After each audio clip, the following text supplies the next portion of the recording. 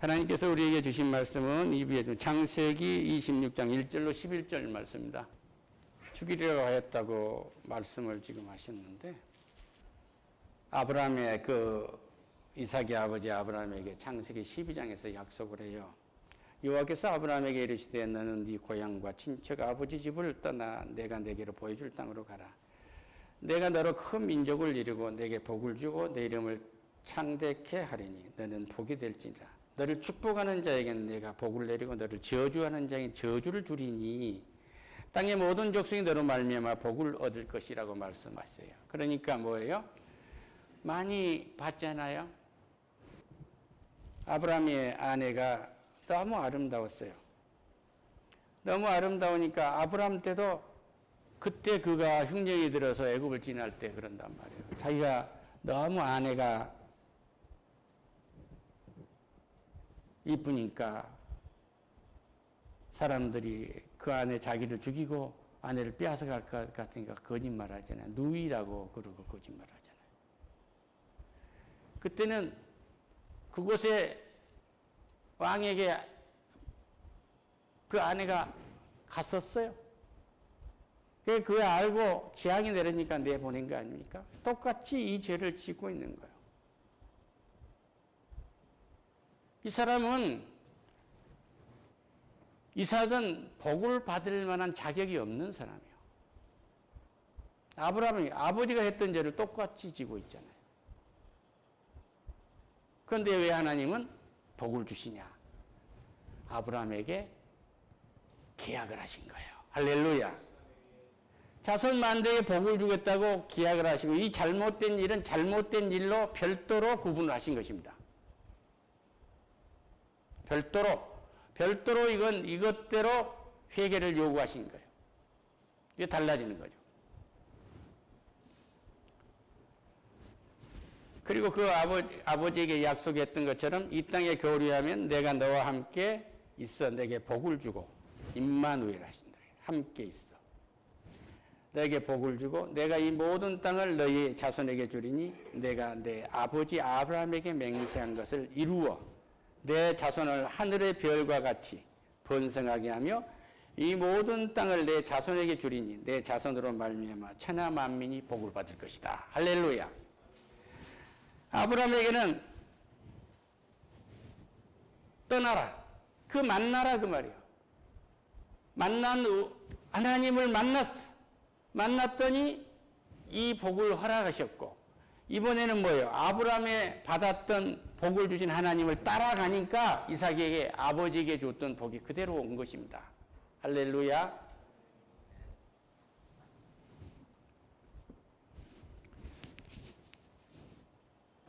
우리는 한꺼번에 예수를 믿는다고 해서 그날 다 좋아질 수가 없어요.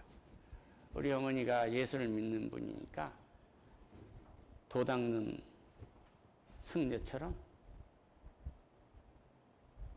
그냥 성녀처럼 그렇게 살 것이라고 생각 못 하네요. 어머니도 사람의 몸을 입었어요. 그런데 일부에 말씀드렸던 그 지혜와 정과 의가 어머니의 지성이 얼마만큼 성령이 지배를 하고 있느냐. 이 순간에 얼마나 지배를 해주느냐. 어머니의 감정을 성령이 얼마만큼 억제해 주시고 하나님의 감정으로 바꿔주느냐. 어머니의 의가 내가 잘해서 오늘 이 가문이 이렇게 잘 됐다가 아니고 하나님에게 준 선물인데 이것은 완전히 하나님의 뜻에 의해서 이 올바름이 쓰여져야 된다는 확신을 갖게 될 때 우리에게는 하늘의 신령한 복이 임했다고 할 수가 있는 거예요. 할렐루야. 예수를 믿으면 우리에게는 성령이 내주하십니다. 그리고 기도를 하고 찬양을 하고 하면은 성령이 초대를 받아서 우리를 감싸게 돼서 성령이 충만해지는 거예요. 할렐루야. 그래서 우리는 하나님의 성품으로 변하게 돼요. 이삭이 그 땅에서 농사하여 그의 100배나 얻었고 여호와께서 복을 주심으로 그 사람이 창대하고 왕성하여 마침내 거부가 되었다고 26장 12절에서 13절에서 말씀하십니다. 양과 소떼를 이루고 종이 심히 많음으로 블레셋 사람이 그를 시기했다고 그래요. 그러니까 블레셋 사람들, 블레셋 쪽으로 왔는데 블레셋 사람들이 처음에는 별거 없으니까 이렇게 호의로 받았지만 너무 커서 자기 민족보다 커질 것 같으니까 시기를 하기 시작해요. 여기서 느끼신 것이 없습니까? 예수를 믿으면은 돈을 천박하게 여기고, 예수를 믿으면 노동을 안 해도 되고, 예수를 믿으면 남이 준 호의를 그냥 하나님의 은혜라고 여기고 끝내야 될까요? 아니에요. 지금 이 땅에 기업을 준 거예요. 농사를 하게 하셔 그의 100배. 이삭이 아버지 하나님이 믿었던 하나님을 받아들여서 따랐을 뿐인데, 내 후손에게 창대한 민족과 가문을 일궈주라고 한 이 말씀에 따랐을 뿐인데, 아브라함은 그의 농사가 100배가 지어졌다고 그래요. 사람들이 많았어요. 이 사람은 경영자가 된 거예요. 우리는 예수를 믿으면 아무 일도 안 한 줄로 생각하는데, 이삭을 보세요. 아브라함을 보세요.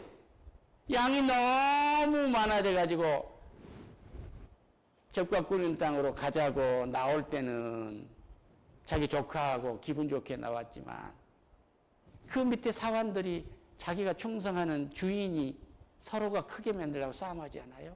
그러니까 둘이 네가 좌하면 내가 우할 것이요, 네가 동하면 내가 서할 것이다. 그리고 롯이 소돔과 고모라 성으로 들어가서 저주를 받은 거 아닙니까? 이랬을 때 이들이 이 농사를 지을 때 얼마나 많은 수고를 하고 애를 썼으며, 롯이 다른 나라 연합군에게 잡혀갔을 때 자기 사병들을 데리고 가서 다 찾아오지 않아요. 그만큼 힘을 가진 겁니다. 예수를 믿는 사람은 하늘에 주는 복으로, 하늘에 주시는 힘으로, 하늘에 주는 지혜로, 하늘에서 주신 지식으로, 하늘에 주신 감정으로, 하늘에서 주신 의로 살아가는 거예요. 할렐루야! 이 땅의 모든 것을 그렇게 다스려가는 겁니다. 세상이 말하는 지정의와 예수님이 말씀하시는 지정의는 이렇게 완전히 다른 거예요. 똑같은 농장, 똑같은 양떼를 기르더라도 하나님의 능력으로 지배하는 것입니다. 이런 은혜를 있기를 축원합니다. 할렐루야! 그래서 막연히 아버지를 불러내서 자신을 만나게 했던, 하나님을 만났던 아브라함에게는 이 땅과 모든 것을 당신에게 줄 것이다. 그리고 네 후손들에게도 그렇게 줄 거야 하는 약속이, 그 아버지에게 약속했던 하나님을 이삭이 따랐더니 하나님이 이런 모든 일을 내 자손에게 주고 천하 만민이 복을 받게 할 것은 유산을 그대로 넘겨주고 계신 거예요. 할렐루야. 그 아버지 아브라함에게 그 아버지의 종들이 판 모든 우물을 막고 흙으로 메웠더라. 그러니까 아브라함이 봤던 우물, 그때는 우물을 생명과 같은 거예요. 그걸 다 메워버렸다는 거예요. 그러니까 예수를 믿으면 아무런 일이 없이 그냥 무사 통과한 게 아니에요. 원수가 와서 메우는 거예요. 시기와 질투가 와서 메우는 거란 말이에요. 시기와 질투는 사탄의 성품입니다. 만약의 경우에 형제가 잘 되는데 시기가 하고 질투가 있다고 한다고 하면 이건 사탄의 마음이에요. 그거 빨리 청산하세요. 예수 이름으로. 남편이 왜 이렇게 유약할까 하고 이렇게 재수 없이 만났다고 하는 그 반대의 것도 시기와 질투에 해당된 거예요. 비교를 한 거거든요. 이것도 청산을 하세요. 할렐루야. 내 남편이 가장 힘이 좋은 남편은 아니지만 이 사람이 있으므로 내가 이렇게 살아갈 수 있다고 믿어보세요. 이거 완전히 달라지는 거예요. 할렐루야. 아비멜렉이 이삭에게 이르되 내가 우리보다 크게 강성하인 즉 우리를 떠나라. 이제 너무 크게 됐지 않냐. 아비멜렉의 백성보다 더 크게 되니까 떠나가라고. 다른 나라에 미국에 이민을 갔는데 미국의 본토인 네이티브보다도 더 잘 되니까 이제 떠나라고 얘기해요. 할렐루야. 이 나라에서 너무 잘 됐으니까 이제 떠나라고 말할 정도로 잘 된 거야. 할렐루야.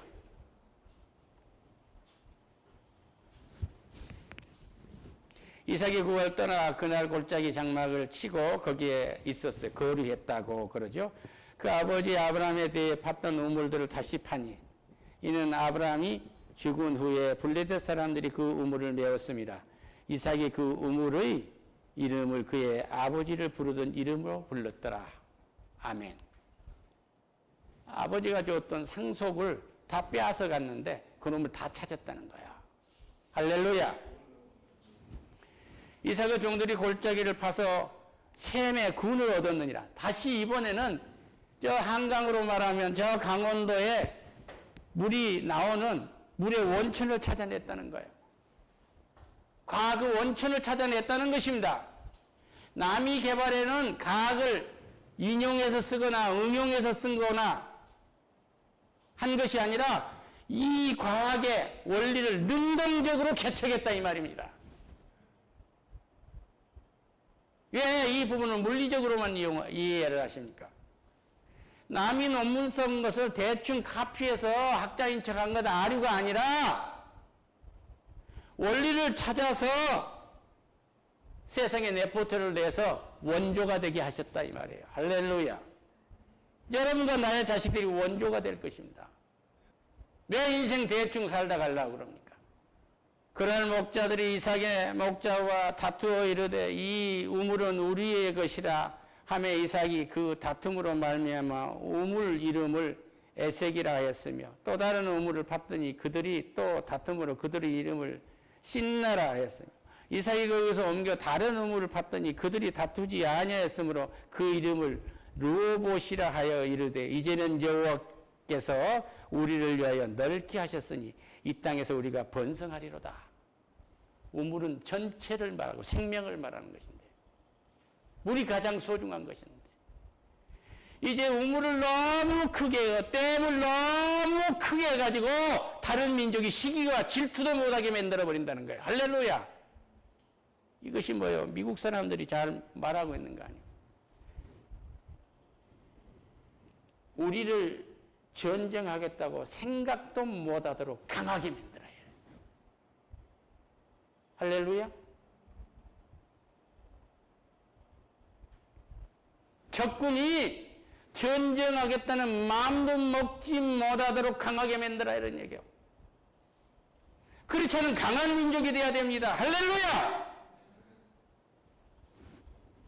이삭이 거기서 붙어서 블레셋으로 올라갔더니 그 밤에 여호와께서 그에게 나타나 이르시되 나는 내 아버지 아브라함의 하나님이 두려워하지 말라. 내 종 아브라함을 위하여 내가 너와 함께 있어 내게 복을 주어 내 자손이 번성하게 하리라 하신지라. 이삭이 그곳에 제단을 쌓고 여호와의 이름을 불렀더니 예배를 했더니 거기에 장막을 쳤더니 이삭의 종들이 거기서도 우물을 팠더라.